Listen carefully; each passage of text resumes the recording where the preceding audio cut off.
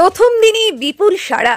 বছরের প্রথম দুয়ারে সরকার শিবিরে অংশ নিলেন পূর্ব বর্ধমানের বর্ধমান ২ নম্বর ব্লকের বৈকুণ্ঠপুর ১ নম্বর গ্রাম পঞ্চায়েতের প্রায় ৬৫০ জন উপভোক্তা।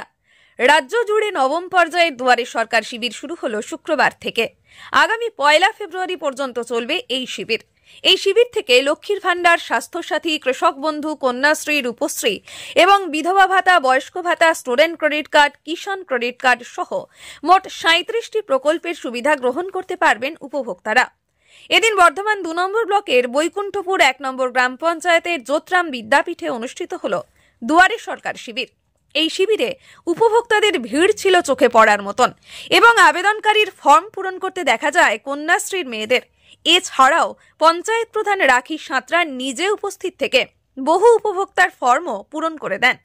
এদিনের শিবিরে উৎকর্ষ বাংলা, লক্ষ্মীর ভান্ডার ও সামাজিক সুরক্ষা যোজনার কাউন্টারে উপভোক্তাদের লম্বা লাইন চোখে পড়ে। পাশাপাশি এদিনের শিবিরে চোখের আলো প্রকল্পে চক্ষু পরীক্ষা করান অনেকে। এই শিবির পরিদর্শনে আসেন বর্ধমান ২ নম্বর ব্লকের সমষ্টি উন্নয়ন আধিকারিক দেবজ্যোতি দাস, তথ্য ও সংস্কৃতি আধিকারিক রামশঙ্কর মণ্ডল, সহকারী সমষ্টি উন্নয়ন আধিকারিক শিল্পা ভগত, পঞ্চায়েত সমিতির সহসভাপতি দেবদীপ রায়, জনস্বাস্থ্য কর্মাধ্যক্ষ পরমেশ্বর কোনার সহ অন্যান্যরা। এছাড়াও সকাল থেকে নজরদারি চালান বৈকুণ্ঠপুর ১ নম্বর গ্রাম পঞ্চায়েতের প্রধান রাখি সাঁতরা, পঞ্চায়েত সঞ্চালক শেখ আজাদ রহমান সহ পঞ্চায়েতের অন্যান্য আধিকারিকরা।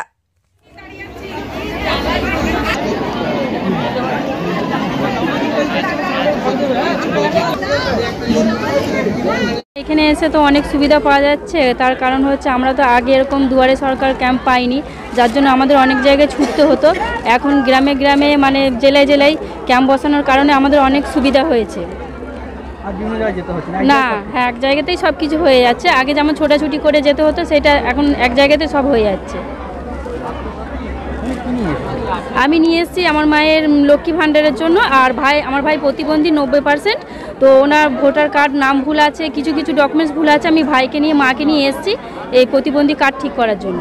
আগে বিভিন্ন দপ্তরে ঘুরতে হতো, এখন আমরা ৩৭টা সুবিধা পাচ্ছি। আমাদের যে রাজ্য সরকার মাননীয় মুখ্যমন্ত্রী মমতা ব্যানার্জির নেতৃত্বে যে কাজগুলো আমরা সুযোগ সুবিধা পাচ্ছি খুবই সুন্দর। আমাদের এখানে সেখানে দৌড়াদৌড়ি ছুটোছুটি করতে হয় না।